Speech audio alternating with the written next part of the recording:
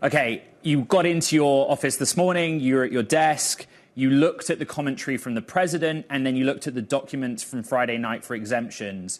Where do you think tariff policy stands for technology? Good morning. Good morning. I would say about as clear as mud, to be honest. This is just really highlighting the fact that there doesn't seem to be really much clarity at all over what the Trump administration is doing, where we're at, what might come tomorrow.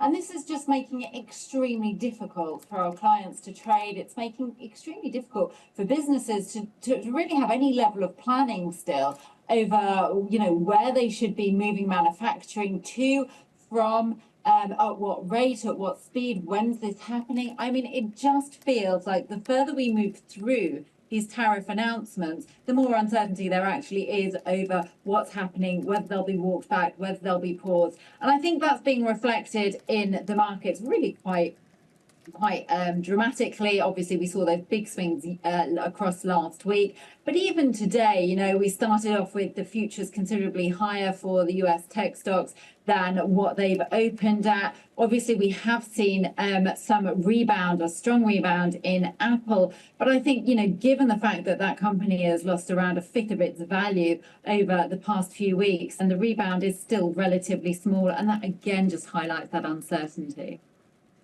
Fiona, this morning, NVIDIA posted a blog explaining that they're going to, for the first time, build their AI supercomputer, basically a server rack unit, 100% in America.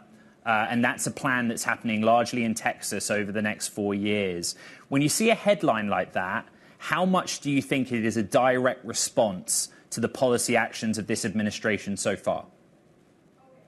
Oh, completely. I mean, I think this is absolutely a direct response. I mean, this is what Trump's sort of aiming for.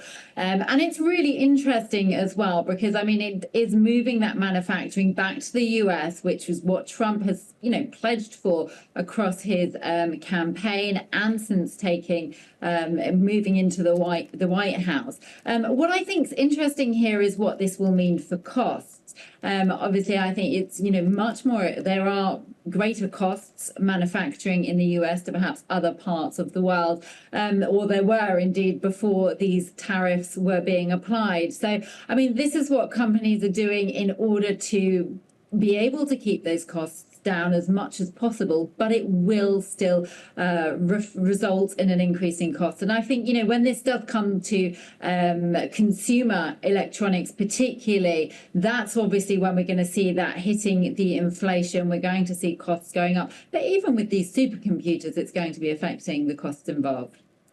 So as of right this moment, and if you're a technology investor, how do you play it? Do you stay away from a name like Apple or others where there is more of a direct read-through for the pass-on of those costs at the consumer level?